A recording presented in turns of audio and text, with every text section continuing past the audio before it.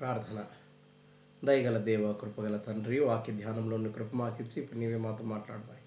యేసునామమున వేడుకొనుచున్నాము తండ్రి, ఆమేన్. దేవుని యందు ప్రియమైన వారలారా, ప్రభువైన యేసునామమున మీకు శుభములను తెలియజేయుచున్నాను.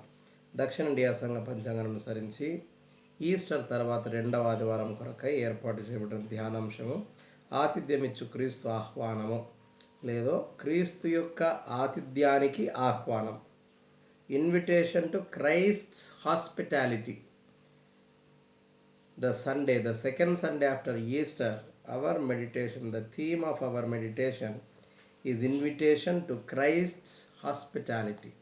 The hospitality that is hosted by Christ, and the invitation for the hospitality that is hosted by Christ. That we shall be meditating today, and we will also meditate how important it is for us to hospital, or how important it is to host people in our home or in our congregation, wherever it is. How important it is to host people. How important it is to show our hospitality to the people. How far people in the Bible showed their hospitality towards God Himself, and how Saint Paul teaches us to have hospitality towards the people, and then Jesus Christ having shown His hospitality to His disciples. పాత నిబంధనలో మనం ఒక సంఘటన చూస్తాము. The Bible lesson, Genesis chapter 18 verse 1 to 10 teaches us about how Abraham showed his hospitality towards the three men who has come to him. Now, who are these three men? Always the question is, who are these three men? Many interpreters say that they mediated God Himself. Okay, and some interpreters say that one among the three was God Himself, and the rest two were the angels of God. Some interpreters say that all these three men were the mediators or messengers of God. Whoever they were, the heart of Abraham that had consideration or courtesy towards hosting these three men is important. మార్గమధ్యంలో పోతూ వాళ్ళు ఖాళీగా లేరు, అది కూడా జ్ఞాపకం పెట్టుకోండి. ఖాళీగా లేరు వాళ్ళు. ఈ మధ్య చాలామంది ఇదొకటి నేర్చుకున్నారు. దేవుని సేవకు పోతూ ఉంటే ఒక గ్లాసుడు నీళ్ళు ఇస్తేనే చాలా పుణ్యం వస్తుంది, మరి మీరు మాకు నీళ్ళు ఇయ్యరా, మీరు మాకు అన్నం పెట్టరా అని అడుక్కు తినే పని కూడా ఒకటి మొదలుపెట్టిర్రు ఇప్పుడు. అది కాదు, ఇది అట్లొచ్చిన వాళ్ళు కాదు ఈ ముగ్గురు. You know, these three were on their purposeful journey. ఒక పని మీద ప్రయాణం అవుతున్నారు, ఖాళీగా పని బాట లేకుండా లేరు. అర్థమవుతుందా మీకు? సో ఆ ప్రయాణం చేస్తూ ఉన్న వీళ్ళు, as we have discussed before, one among them was God, some interpreters say, and then these three men were the messengers of God. Some interpreters teach us like this. Then ఇంకేం జరిగింది అంటే, అబ్రహాముకు ఉన్న మంచి మనస్సు, ఆయన వృక్షం కింద కూర్చొని ఎండపొద్దున సేద తీరుతున్నాడు. ఎర్రటి ఎండపొద్దున వాళ్ళు వచ్చినారు, వాళ్ళకు ఆతిథ్యం ఇయ్యాలా అన్న తలంపు అబ్రహాంలో పుట్టింది. You see, Abraham was having an idea of hosting them because it was a midday and it was right a proper meal time, and Abraham had an idea of feeding them or offering them a great meal. You see, it was not just a normal food or diet that was prepared, but he has cut down a sheep and then he has prepared a nice and great meal to these three men. That is said in the Bible. Okay, then the important thing that we must see is, Abraham, out of his hospitality, what did he get? ఆతిథ్యం ఇచ్చినందుకు ఏం పొందినాడు? ఏమన్నా ఏదో ఒకటి పొందాలా అని అబ్రహాము ఇది చేయలేదు. ఏది ఆశించకుండా చేసినాడు కనుక అనుకొనని మేలు ఒకటి పొందినాడు. Abraham did not expect anything when he had to show his hospitality to these 3 men who has come to him. But for the hospitality that Abraham showed to these 3 men really bared fruit to him. What kind of a fruit it was? It was a life-lasting fruit.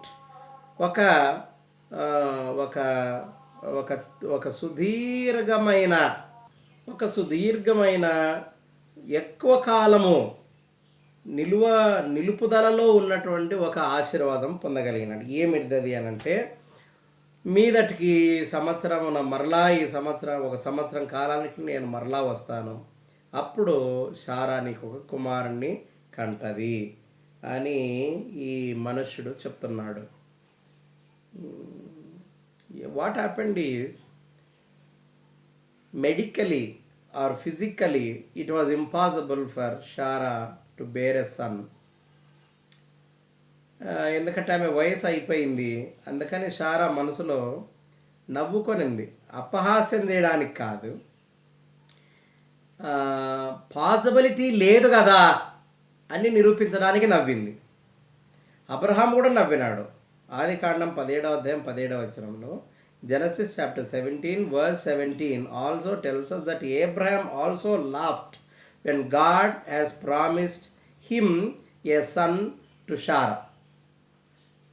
You see, the both of them, Abraham and Sarah, both of them laughed. Abraham in the case of God and Sarah in the case of these 3 men. This was not just to ill-treat the word of God, but to show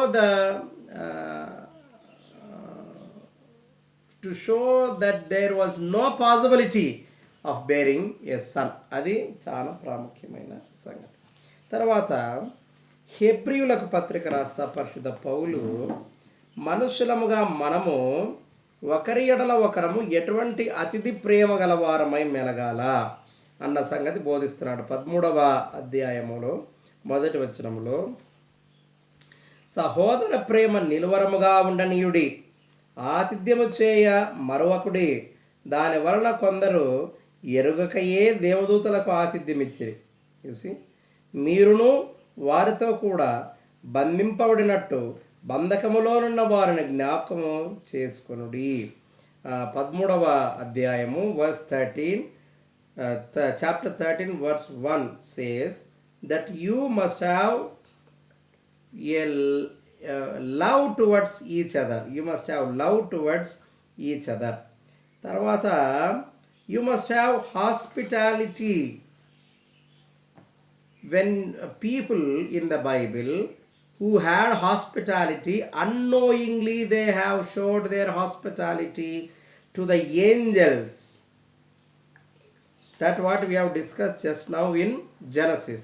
Now that is also been said by Saint Paul. What is he teaching is, ఇది తెలవకనే వారు దేవదూతలకు ఆతిథ్యము ఇచ్చినారు, మీరును వారితో కూడా.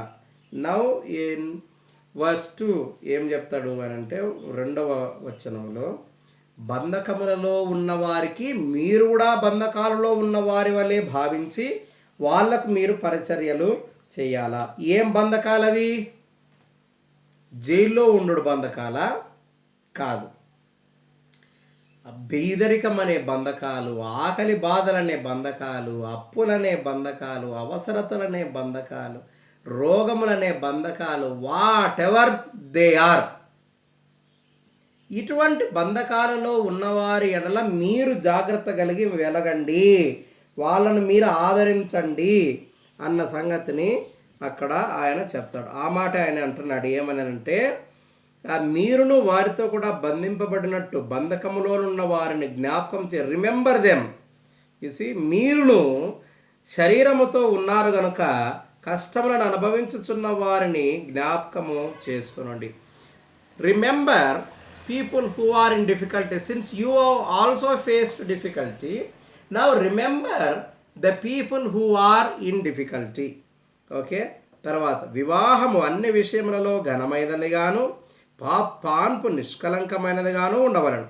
వేశ్యాసాంగులకును వ్యభిచారులకును దేవుడు తీర్పు తీర్చును. ధనాపేక్ష లేని వారై మీకు కలిగిన దానిలో తృప్తి నొందియుండుడి. నిన్ను ఏమాత్రమును విడువను, నిన్ను ఎడబాయనని ఆయనే చెప్పిన కదా. కాబట్టి ప్రభు నాకు సహాయుడు, నేను భయపడను, నరమాత్రుడు నాకేమీ చేయగలడు.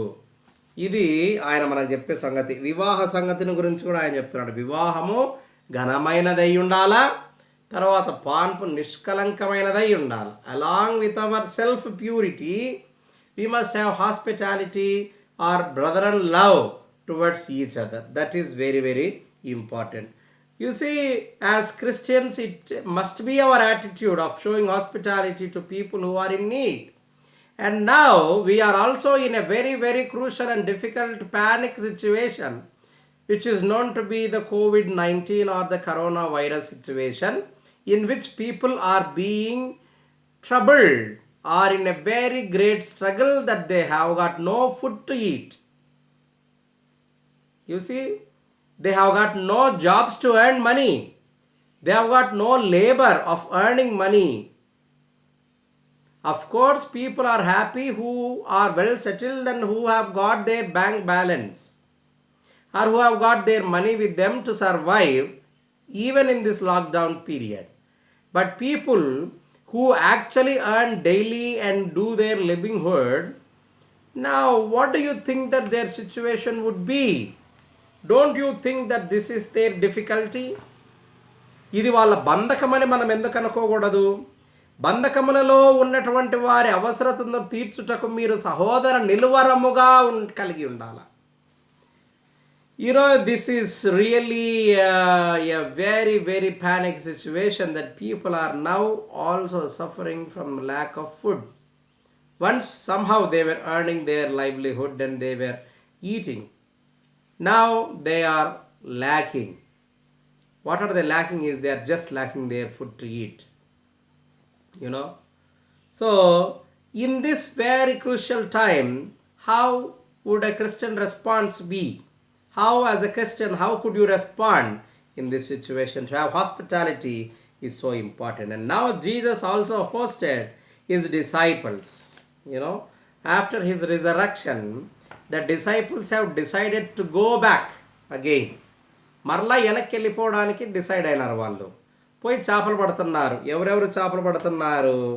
2వ అధ్యాయంలో సీమోను పేతురును, దిదుమా అనబడిన తోమయు, గలిలయలోని కానాను ఊరివాడగు నతనయేలును, జెబెదయి కుమారులను, సీమోను పేతురు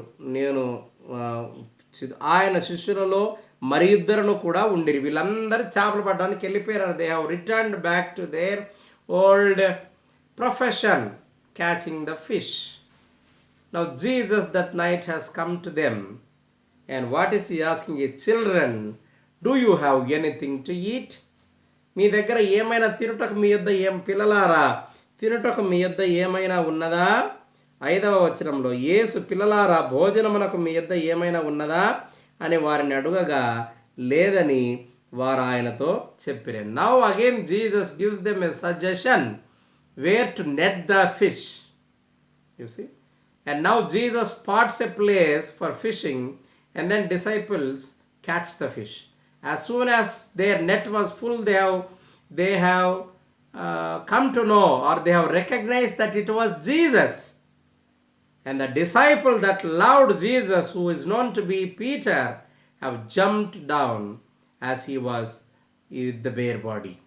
He has jumped into the ocean, or he has jumped into the sea. సముద్రంలోకి దూకేసినాడు ఆయన. వెంటనే యేసుస్వామి రండి ఇప్పుడు రండి అని వాళ్ళను ఒడ్డుకు తీసుకొని పోయినాడు. ఒడ్డుకు తీసుకొని పోతాని అక్కడ నిప్పుల మీద కాల్చబడతా ఉన్న రొట్టెలు చేపలు ఉన్నాయి. ఇప్పుడు మీ దగ్గర ఉన్నవి తీసుకొని రాండి అని అంటే చాలా చేపలు పడినాయి. తీసుకున్నాడు యేసుస్వామి, భోజనం సిద్ధపడి. Now he is posting A a supper to his disciples. He has blessed the bread, and then he has distributed the bread among them, and then he also distributed fish. To have hospitality is a very, very important character for every Christian. So, adopting this character that Jesus had and adopting this character that our forefathers had with them is an important act, as every Christian are really a child of God. If you are truly a child of God and if you are a true Christian, you need to have hospitality. Just prayer will not give you heaven, or just prayer will not give you the entrance of the paradise. But having hospitality towards everybody shall surely lead you into the heavens. దేవుడు మనలందరినీ దీవించును గాక. ప్రార్థన చేస్తాం. దయగల తండ్రి, కృపగల ప్రభువా, వాక్యం కొరకు నీకు స్తోత్రం. వినిన ప్రతి బిడ్డను మీరు ఆశీర్వదించి వారికి కావాల్సిన మేళ్లను క్షేమమును అనుగ్రహించండి. ఎవరికే తొందర కష్టం కలగకుండా కాపాడి అందరికీ క్షేమమును ఆరోగ్యమును దయచేయండి. ప్రపంచమంతా కరోనా వైరస్ చేత పీడింపబడుచుండగా మనుషులందరికీ స్వస్థతను దయచేయండి. ఎవరు ఈ వ్యాధి బారిన పడకుండా అందరికీ మంచి ఆరోగ్యాలను మీరు దయచేయమని వేడుకొనొచ్చున్నాం. మా ప్రభా, ఎవరెవరైతే కష్టాలలో, ఇరుకుల్లో, ఇబ్బందులు, అనారోగ్యంలో ఉన్నారో వారందరినీ దర్శించి నెమ్మదిని, ఆదరణ దయచేసి క్షేమాన్ని అనుగ్రహించమని వేడుకొనొచ్చున్నాం. నీ కరుణా కటాక్షములను ప్రతి ఒక్కరికి అనుగ్రహించండి, నెమ్మదిని చేకూర్చండి. దేవ, త్వరలోని పరిస్థితులన్నీ చక్కబడి మేమందరం నీ ఆలయంలో చేరి నిన్ను ఆరాధించే భాగ్యాన్ని మాకు దయచేయమని వేడుకొనొచ్చున్నాం. మా తండ్రి, మరల మేము నీ వాక్యం ధ్యానించినంత వరకు మమ్మల్ని, మా కుటుంబాలను, మా పిల్లలను, సంఘములన్నింటిని దీవించమని యేసు నామమున వేడుకొనుచున్నాం తండ్రి. ఆమేన్. తండ్రి, కుమారుడు, పరిశుద్ధాత్మకు త్రియేక దేవుని దీవెన ఇప్పుడు సదాకాలం మీకు, మీ కుటుంబాలకు, మీ పిల్లలకు, ఆయన ప్రతి బిడ్డకు తోడైండును గాక.